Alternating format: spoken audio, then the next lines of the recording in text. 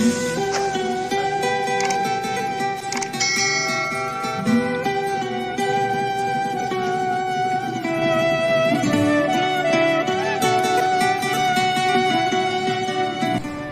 اللہ الرحمن الرحیم۔ السلام علیکم ناظرین، میں ہوں آغا زمانی اور آج میں یہاں اسکردو بلتستان میں ہوں۔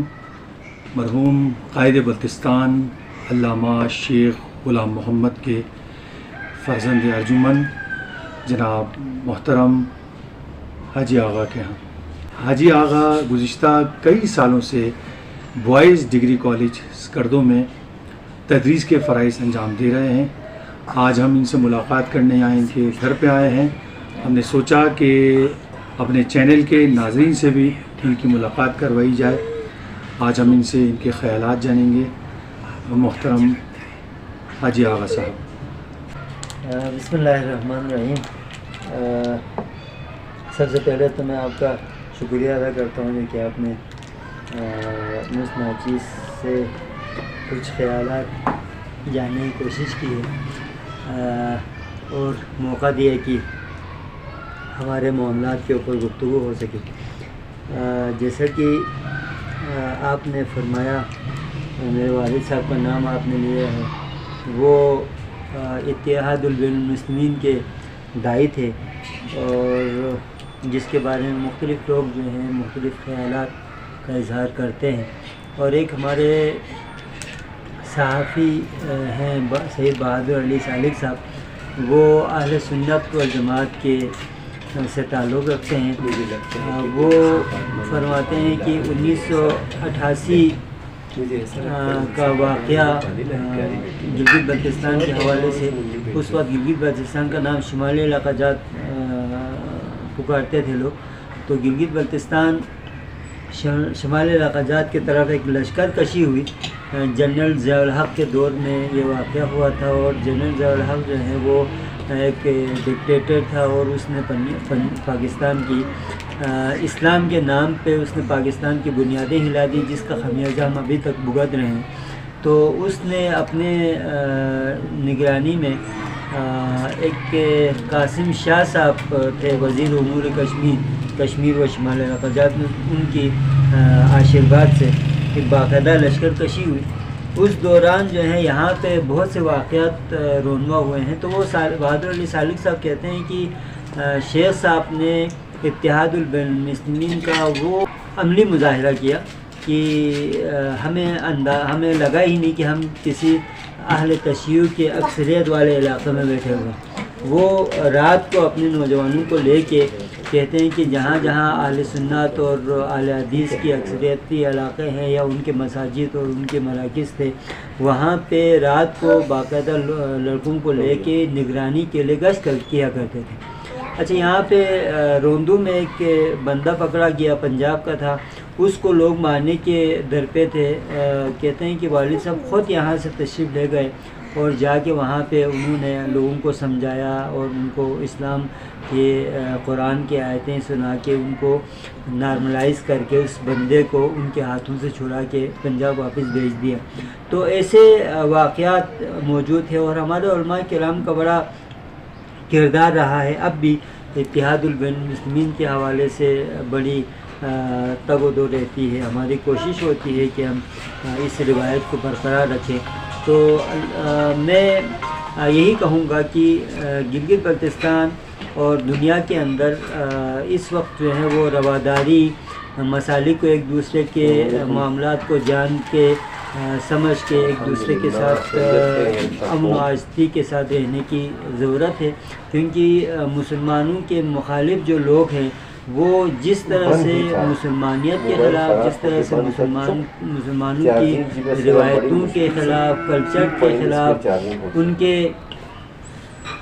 معاملات کو ختم کرنے کے لیے جو سازشیں رچائی ہوئی ہوتی ہے، ان سازشوں کا مقابلہ ہم جب تک اتحاد بین المسلمین کے ساتھ ایک دوسرے کے ساتھ تعاون کر کے، ایک دوسرے کے ساتھ مل جل کے جب تک نہیں رہیں گے، سیدھی سی بات ہے کہ ہم پارا پارا ہوں گے۔ تو مسلمان جس طرح سے آج دنیا عالم میں مسلمان جس طرح سے مصیبتوں کا، تکالیف کا اور ایک دوسرے کے گریبان چاک کرنے کے لیے سب سے آگے بڑھے ہیں.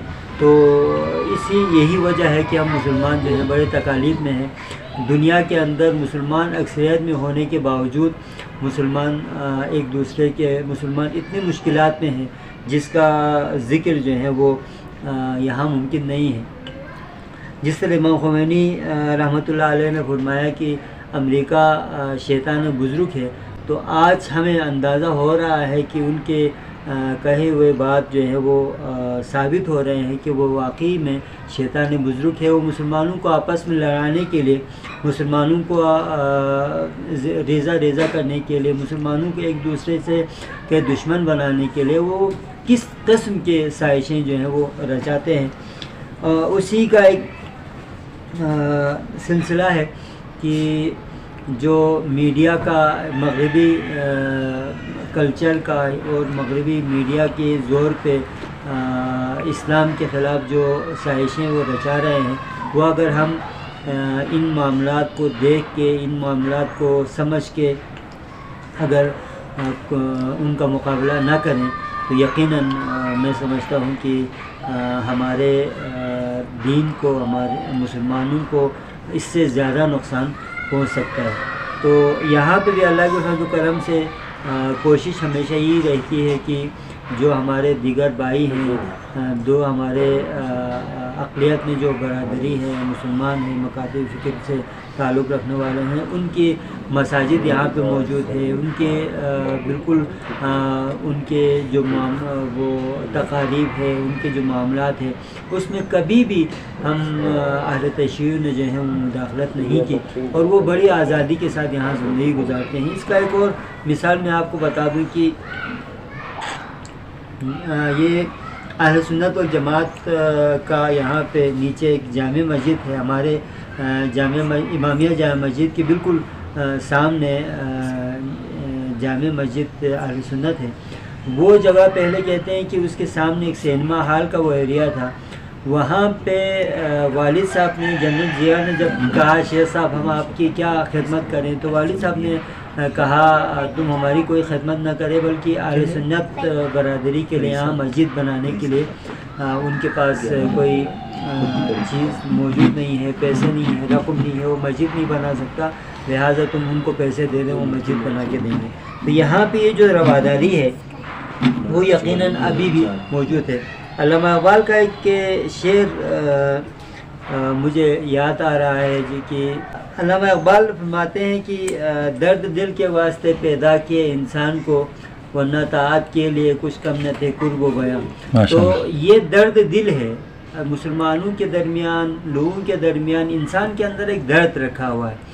یہ صرف مسلمان کی بات نہیں ہے بلکہ بحیثیت ہی انسان ہمارے دل میں جو درد رکھا ہے وہ ایک ایسا لازوال ایک نعمت ہے خدا کی طرف سے کہ ایک جسم کے اندر اگر معمولی سی کسی جگہ پہ درد ہو تو پورے جسم کے اندر وہ محسوس ہوتا ہے. تو اسی طرح سے مسلمانوں کے درمیان کہیں کسی بھی ملک کے کسی کونے میں رہتا ہو، اگر ان کو معمولی سی بھی اگر تکلیف ہوتی ہے تو ہمیں درد ہونا چاہیے، ہمیں احساس ہونا چاہیے. بلکہ حضور اکرم صلی اللہ علیہ وسلم کا یہ فرمان کہ مسلمان وہ ہے جس کے ہاتھ اور زبان سے کوئی دوسرا مسلمان محفوظ رہے. تو میں سمجھتا ہوں کہ ہمارے ہاتھ اور زبان سے دوسرے مسلمان اگر محفوظ رہیں تو ہم مسلمان ہوں گے، ورنہ ہماری مسلمانیت کے اوپر حرف آئے گا. تو میں سمجھتا ہوں کہ ہم سب کو اللہ تعالیٰ سے دعا ہے کہ ہم سب مسلمانوں کے ساتھ بلکہ انسانوں کے ساتھ ایک دوسرے کے ساتھ رحم کرم اور اچھی تعلقات کے ساتھ زندگی گزارنے کی ہمیں توفیق عطا کرے. محترم ناظرین، آپ نے ہمارے برادر دانشمند حاجی آقا کے خیالات سنے. ہم ان کا تہہ دل سے شکریہ ادا کرتے ہیں. شکریہ برادر محترم. انشاءاللہ پھر کسی نئے مقام کے ساتھ اور کسی نئی شخصیت کے ساتھ حاضر ہوں گے. جب تک کے لیے اپنے میزبان کو اجازت دیجیے. خدا حافظ.